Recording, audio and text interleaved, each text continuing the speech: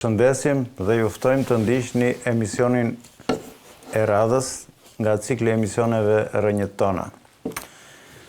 Sot do të vazhdojmë me një temë shumë të dashur për ne, po dhe për të themi inerci të javës kaluar në vazhdimsi, me qënë se nuk na mjaftoi koha javën e kaluar, që të ezauronim një nga temat më të rëndësishme. Ne kemi folur në shumë nga emisionet tona në lidhje me problemet e ndryshme të gjuhës shqipe. Kemi folur kemi marrë në analizë gjithë studiusit e huaj, jo gjithë sepse janë me qindra, disa thonë janë me mira, sepse është një shkencë e veçantë e quajtur albanologji, që studion në themel këtë gjuhën tonë fantastike, gjuhën shqipe. Po përmendi vetëm disa nga studiusit të huaj dhe disa nga studiusit shqiptar, ku bën pjesë natyrisht dhe zoti Sazan Guri. Po të huaj janë me Thuaref, që thot gjuha shqipe është ruajtur si një fosil i gjallë i gjuhës pelazge, kam do me thënë se sa kjo, pra gjuha pelazge, me mira e mira vitën parë, flitet sot këtu, një rokshë. Madje në zonat e Gegris, dialekti geg, do të kemi kujdes, zoti Guri, zoti Pingulli, ju lutem, do përmendim dialekti geg, është një gjuhë shqipesh ajo, shqipesh tokskërishtja, shqipesh dhe gjuar bëreshe, të gjitha janë shqip, por janë dialekte të ndryshme. Dialekti geg është fantastik, një roksh, edhe ne po kërkojmë, do të thënë, avash nga dal ne po përgatisim një platformë për të bërë një kongres tjetër për përsosmërinë, sepse nuk ka fund kjo përsosmëria, apo jo zoti Pingulli dhe të nderuar miq. Pra, nuk është e thënë sepse u bë një kongres në 72-shin dhe u arrit përsosmëria. Jo.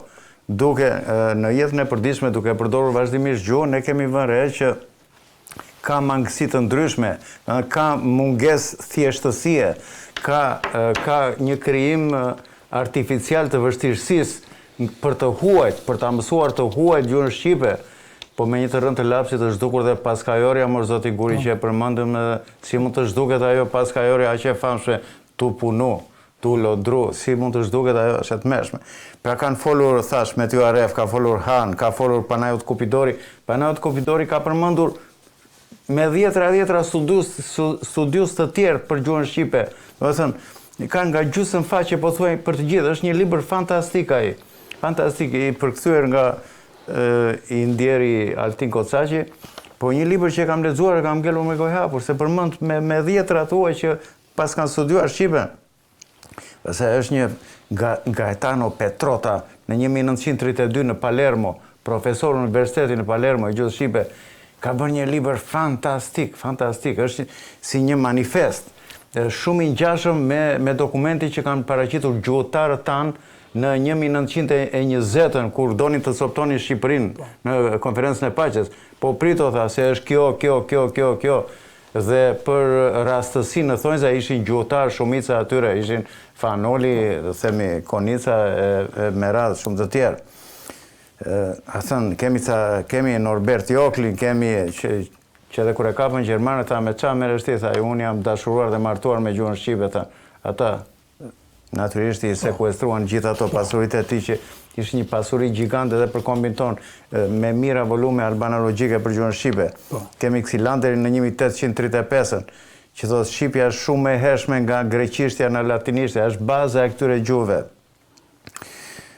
Pastaj kemi Stanislao Marciano, i famshëm Marciano, dhe ai ka studiuar komplek, do të thënë, prapjen e gjuhës shqipe në Itali, në zonat e Napolit, vendosjen e shqiptarëve në zonat e Napolit, të Salernos, të Kalabrisë, të Sicilisë, edhe shpjegon dhe gjuhën atje. Kemi studiuesa shqiptar, kemi të famshëm Petro Zhej, kemi Nikos Stilosin, kemi Dimitër Pilikën, Spiro Konda, Elena Kocaqi, Altin Kocaqi, Sazan Guri, Agron Dalipaj, Butrind Balaj, Franz Bopi, Gjerman, tjetër, në studues të pa fund për të shqipen tonë.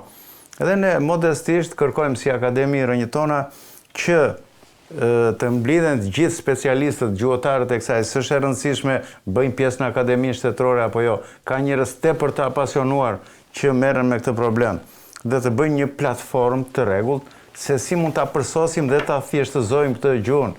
Të hiqen ato e kota që, të themi, një aspekt të vogël, që u ngjitën kot në 72-shin, që ishte ajo. edhe të futet ajo paskajori ajo e famshme, që e ka anglishtja tamam, motamo.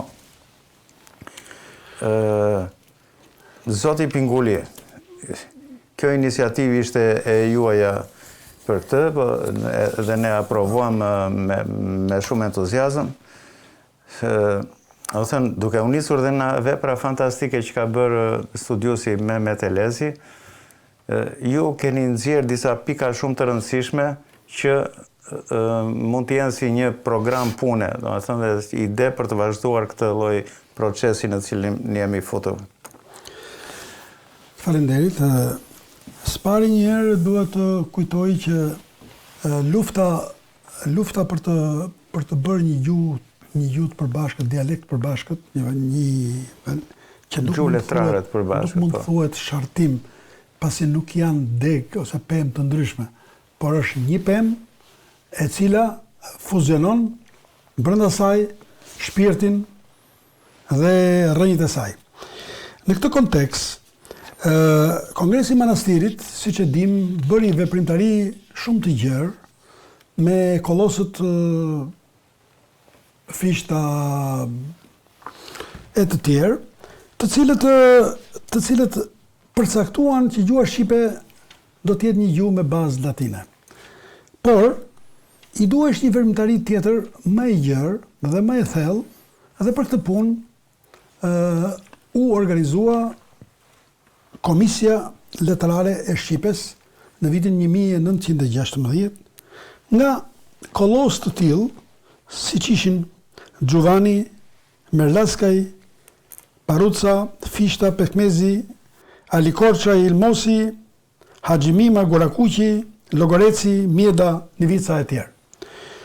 Të cilët mbasi përpunuan idenë që kjo gjuhë të mos ishte një gjuhë thjesht gegërishte, pavarësisht nga origjina interesante që kishte me ato 4 b-të e famshme,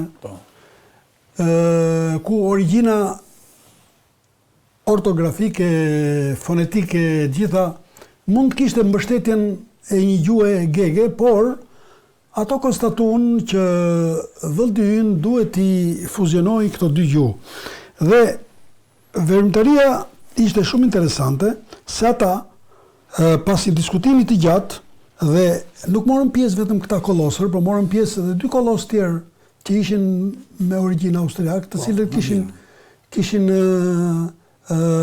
një institucion gjyqësor në vendin e tyre, për të cilët kishin një dashuri shumë të madhe për gjuhën shqipe, pasi ajo, siç e thatë dhe ju zoti Fredi, në origjinën e saj është shumë interesante edhe shumë tipike për gjithë ata që njohin gjuhën.